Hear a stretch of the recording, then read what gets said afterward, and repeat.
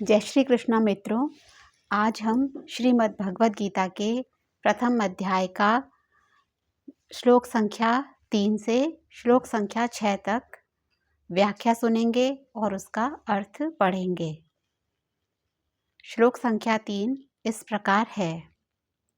श्लोक संख्या 2 में हमने सुना था कि संजय ने धृतराष्ट्र को बताया था कि द्रोणाचार्य के पास जाकर दुर्योधन ने कुछ वचन कहे हैं। अब दुर्योधन ने क्या कहा है यह हम तीसरे श्लोक में पढ़ेंगे। पश्येतां पांडुपुत्राणाम आचार्य महतीं चमूं व्यूढ़ां द्रुपदपुत्रेण तव शिष्येण धीमता। आचार्य, हे आचार्य, तब आपके धीमता बुद्धिमान शिष्येण शिष्य द्रुपदपुत्रेण द्रुपद पुत्र का नाम धृष्टद्युम्न था। व्यूढ़ाम व्यूह रचना से खड़ी हुई जो सेना है, चमूम सेना समूह, और पांडुपुत्राणाम पांडवों की, एताम इस महतीम बड़ी भारी, चमूम सेना को, पश्य देखो। इसका अर्थ इस प्रकार है। दुर्योधन ने कहा, पूज्य आचार्य, पांडुपुत्रों की विशाल सेना का अवलोकन करें, पांडुपुत्रों की विशाल सेना को देखें, जिसे आपके द्वारा प्रशिक्षित बुद्धिमान शिष्य द्रुपद के पुत्र ने कुशलतापूर्वक युद्ध करने के लिए सुव्यवस्थित किया है। अब हम स्वामी राम सुखदास जी के द्वारा की गई व्याख्या को पढ़ेंगे।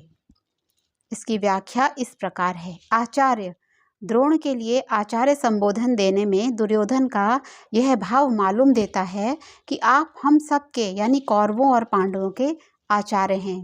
गुरु द्रोणाचार्य ने पांडवों और कौरवों को दोनों को ही शिक्षा दी थी। शस्त्र विद्या सिखाने वाले होने से आप सबके गुरु हैं, इसलिए आपके मन में किसी का पक्ष या आग्रह नहीं होना चाहिए। तब शिष्येण धीमता, इन पदों का प्रयोग करने में दुर्योधन का भाव यह है कि आप इतने सरल हैं कि अपने मारने के लिए पैदा होने वाले धृष्टद्युम्न को भी आपने अस्त्र शस्त्र की विद्या सिखाई है, और वह आपका शिष्य धृष्टद्युम्न इतना बुद्धिमान है कि उसने आपको मारने के लिए आपसे ही अस्त्र शस्त्र की विद्या सीखी है। द्रुपद पुत्रेण, यह पद कहने का आशय है कि आपको मारने के उद्देश्य को लेकर ही द्रुपद ने याज और उपयाज नामक ब्राह्मणों से यज्ञ कराया, जिससे धृष्टद्युम्न नाम का पुत्र उत्पन्न हुआ। वही है द्रुपद पुत्र धृष्टद्युम्न आपके सामने यानी प्रतिपक्ष में सेनापति के रूप में खड़ा है। यद्यपि दुर्योधन यहाँ द्रुपद पुत्र के स्थान पर धृष्टद्युम्न कहकर उच्चारण कर सकते थे, तथापि द्रोणाचार्य के साथ द्रुपद जो वैर रखता था, उस वैर भाव को याद दिलाने के लिए दुर्योधन यहाँ द्रुपद पुत्रेण शब्द का प्रयोग करता है कि अब वैर निकालने का अच्छा मौका है। दुर्योधन, हम कह सकते हैं कि वो गुरु द्रोणाचार्य को भड़का रहा था, उकसा रहा था पांडवों के प्रति। पांडुपुत्राणाम एताम व्यूढ़ाम महतीम चमूम पश्य, द्रुपद पुत्र के द्वारा पांडवों की इस व्यूहाकार खड़ी हुई बड़ी भारी सेना को देखिए। तात्पर्य है कि जिन पांडवों पर आप स्नेह रखते हैं, उन्हीं पांडवों ने आपके प्रतिपक्ष में, आपके विरोध में, खास आपको मारने वाले द्रुपद पुत्र को सेनापति बनाकर व्यूह रचना करने का अधिकार दिया है।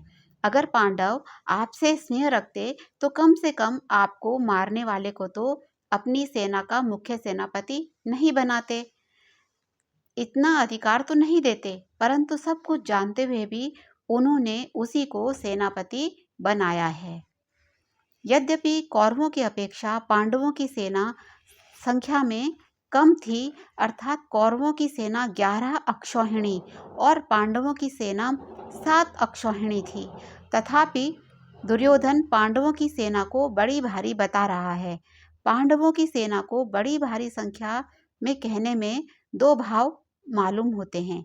पहला, पांडवों की सेना ऐसे ढंग से व्यूहाकार खड़ी हुई थी जिससे दुर्योधन को थोड़ी सेना भी बहुत बड़ी दिख रही थी। दूसरा, पांडव सेना में सब के सब योद्धा एक मत के थे, उनमें एकता थी। इस एकता के कारण पांडवों की थोड़ी सी सेना भी बल में, उत्साह में बड़ी मालूम दे रही थी। ऐसी सेना को दिखाकर दुर्योधन द्रोणाचार्य से यह कहना चाहता है कि युद्ध करते समय आप इस सेना को सामान्य और छोटी न समझें। आप विशेष बल लगाकर सावधानी से युद्ध करें। पांडवों का सेनापति है तो आपका शिष्य द्रुपद पुत्र ही, जो पांडवों को सेनापति है वो तो आपका शिष्य द्रुपद पुत्र धृष्टद्युम्न ही है। अतः उस पर विजय करना आपके लिए कौन सी बड़ी बात है। एताम पश्य कहने का तात्पर्य है कि यह पांडव सेना युद्ध के लिए तैयार होकर सामने खड़ी है। अतः हम लोग इस सेना पर किस तरह से विजय कर सकते हैं, इस विषय में आपको जल्दी से निर्णय लेना चाहिए। एक अक्षौहिणी सेना में 21,870 रथ, 21,870 हाथी, 65,690 घोड़े और 1,09,350 पैदल सैनिक होते हैं। अब हम श्लोक संख्या 4, 5 और 6 को श्रवण करेंगे और उसके पश्चात उसका अर्थ और व्याख्या पढ़ेंगे। द्रोणाचार्य से पांडवों की सेना देखने के लिए प्रार्थना करके अब दुर्योधन उन्हें पांडव सेना के महारथियों को दिखाता है। वह द्रोणाचार्य जी को बता रहा है कि देखिए उनकी सेना में कितने बड़े बड़े महायोद्धा हैं, उनसे उनका परिचय करवा रहा है। अत्र शूरा महेश्वासा भीमार्जुन समायुधि युयुधानो विराटश्च द्रुपदश्च महारथः धृष्टकेतुश्चेकितानः काशीराजश्च वीर्यवान् पुरुजित् कुन्तिभोजश्च शैब्यश्च नरपुङ्गव युधामन्युश्च विक्रान्त उत्तमौजाश्च वीर्यवान् सौभद्रो द्रौपदेयाश्च सर्व एव महारथः। अत्र यहाँ यानी पांडवों की सेना में शूरः बड़े बड़े शूरवीर हैं, महेश्वासा जिनके बहुत बड़े बड़े धनुष हैं, च तथा जो युद्ध में भीमार्जुन समः भीम और अर्जुन के समान हैं, युयुधानः युयुधान यानी सात्यकी, विराटः राजा विराट, च और महारथः महारथी, द्रुपदः द्रुपद, धृष्टकेतु च और चेकितानः चेकितान, च तथा वीर्यवान पराक्रमी, काशीराजः काशीराज, पुरुजित च और कुंतीभोजा कुंतीभोज, च तथा नरपुंगव मनुष्यों में श्रेष्ठ, शैब्य विक्रांतः पराक्रमी, युधामन्यु च और वीर्यवान पराक्रमी, उत्तमौजा भी हैं, सौभद्रः सुभद्रा पुत्र अभिमन्यु, च और द्रौपदेयः द्रौपदी के 5 पुत्र भी हैं, सर्वे एव महारथः ये सब के सब महारथी हैं। श्लोक संख्या 4, 5 और 6 का अर्थ इस प्रकार है। यहाँ इस सेना में भीम और अर्जुन के समान बलशाली युद्ध करने वाले युयुधान, विराट और द्रुपद जैसे अनेक शूरवीर धनुर्धर हैं। यहाँ पर इनके साथ धृष्टकेतु, चेकितान, काशी के पराक्रमी राजा कांचीराज, पुरुजित, कुंतीभोज और शैब्य सभी महान सेनानायक हैं। इनकी सेना में पराक्रमी युधमन्यु, शूरवीर उत्तमौजा, सुभद्रा और द्रौपदी के पुत्र भी हैं, जो सभी निश्चय ही महाशक्तिशाली महापराक्रमी योद्धा हैं। अब हम श्लोक संख्या 4, 5, 6 की व्याख्या सुनेंगे। व्याख्या इस प्रकार है। अत्र शूरा महेश्वासा भीमार्जुन समायुधि, जिनसे बाण चलाए जाते हैं, फेंके जाते हैं, उनका नाम इश्वास अर्थात धनुष है। ऐसे बड़े बड़े इश्वास यानी धनुष जिनके पास हैं वे सभी महेश्वास हैं। तात्पर्य है कि बड़े धनुषों पर बाण चढ़ाने एवं प्रत्यंचा खींचने में बहुत बल लगता है। जोर से खींचकर छोड़ा गया बाण विशेष मार करता है, ऐसे बड़े बड़े धनुष पास में होने के कारण ये सभी बहुत बलवान और शूरवीर हैं। ये मामूली योद्धा नहीं हैं, बहुत बलवान और शूरवीर हैं।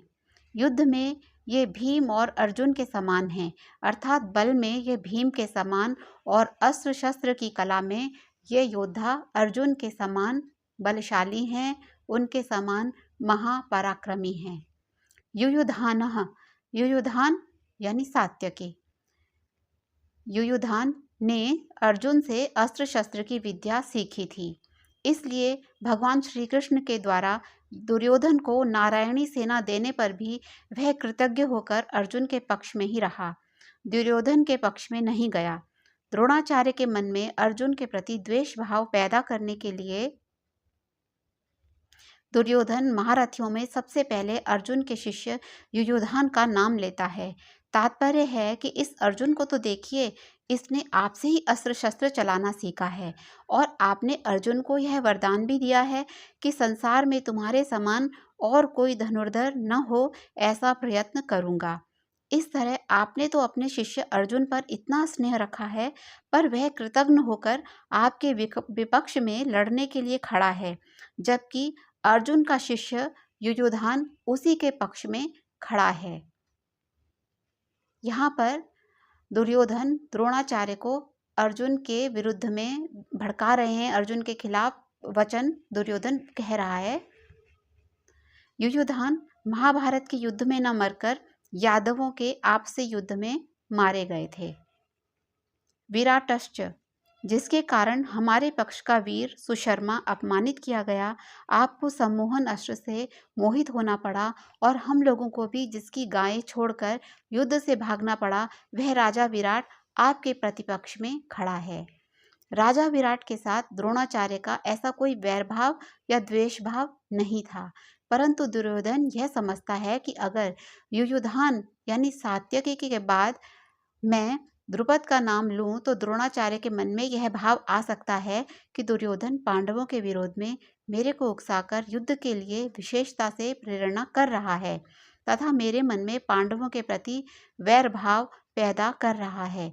इसलिए दुर्योधन द्रुपद के नाम से पहले विराट का नाम लेता है, जिससे द्रोणाचार्य मेरी चालाकी न समझ सकें और विशेषता से युद्ध करें। अपने पूरे मन से पूरा जोर लगाकर आचार्य द्रोणाचार्य जी पांडवों के खिलाफ युद्ध करें। राजा विराट उत्तर, श्वेत और शंख नामक तीनों पुत्रों सहित महाभारत युद्ध में मारे गए थे। राजा विराट के 3 पुत्र थे, उत्तर, श्वेत और शंख। उन समेत उनके तीनों पुत्रों के समेत राजा विराट ने इस महाभारत के युद्ध में वीर गति को प्राप्त किया था। द्रुपदश्च महारथा, आपने तो द्रुपद को पहले की मित्रता याद दिलाई, पर उसने सभा में यह कहकर आपका अपमान किया कि मैं राजा हूँ और तुम भिक्षुक हो, अतः मेरी तुम्हारी मित्रता कैसी? तथा वैर भाव के कारण आपको मारने के लिए पुत्र भी पैदा किया। वही महारथी द्रुपद पुत्र आपसे आपके प्रतिपक्ष में पांडवों का सेनापति बनकर खड़ा है। राजा द्रुपद युद्ध में द्रोणाचार्य के हाथ से मारे गए थे। धृष्टकेतु, यह धृष्टकेतु कितना मूर्ख है कि जिसके पिता शिशुपाल को कृष्ण ने भरी सभा में चक्र से मार डाला था, उसी कृष्ण के पक्ष में यह लड़ने के लिए खड़ा है। धृष्टकेतु द्रोणाचार्य के हाथ से मारे गए थे।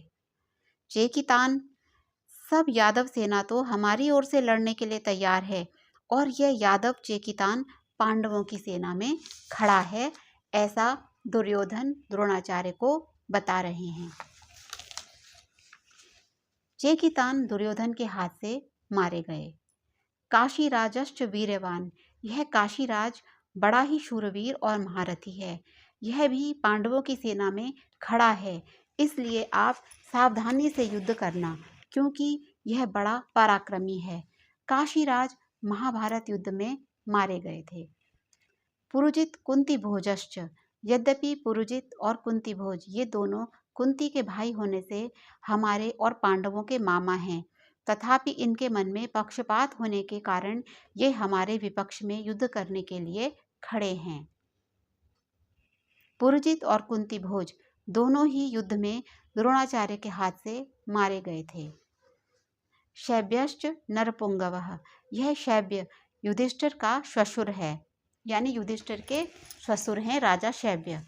यह मनुष्यों में श्रेष्ठ और बहुत बलवान है।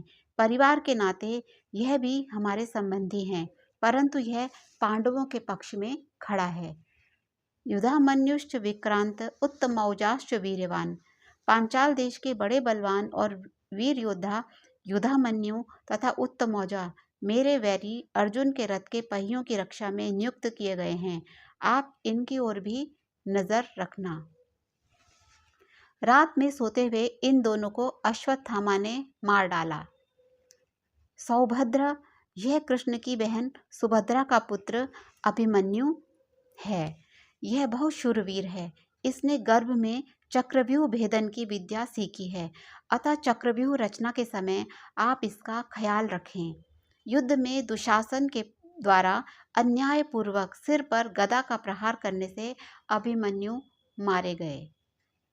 द्रौपदेयाश्च, युधिष्ठिर, भीम, अर्जुन, नकुल और सहदेव, इन पांचों के द्वारा द्रौपदी के गर्भ से क्रमशः प्रतिविंध्य, सुतसोम, श्रुतकर्मा, शतानीक और श्रुतसेन पैदा हुए हैं। इन पांचों को आप देख लीजिए। द्रौपदी ने भरी सभा में मेरी हंसी उड़ाकर मेरे हृदय को जलाया है। उसी के इन पांचों पुत्रों को युद्ध में मारकर आप उसका बदला चुकाएं। रात में सोते हुए इन पांचों को अश्वत्थामा ने मार डाला। सर्व एव महारथा, ये सब के सब महारथी हैं जो शास्त्र और शस्त्र विद्या दोनों में प्रवीण हैं और युद्ध में अकेले ही एक साथ 10,000 धनुर्धारी योद्धाओं का संचालन कर सकता है।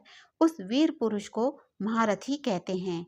ऐसे बहुत से महारथी पांडव सेना में खड़े हैं। इस प्रकार आज हमने श्रीमद् भगवद गीता जी के प्रथम अध्याय के श्लोक संख्या 3, 4, 5 और 6 का श्रवण किया और अब हम स्वामी राम सुखदास जी को नमन करते हैं और आज के पाठ का समापन जय श्री कृष्ण बोलकर करते हैं। भगवान श्री कृष्ण सभी के जीवन में कल्याण करें और श्रीमद् भगवद गीता जी का यह पाठ आप सभी के लिए कल्याणकारी हो। जय श्री कृष्ण।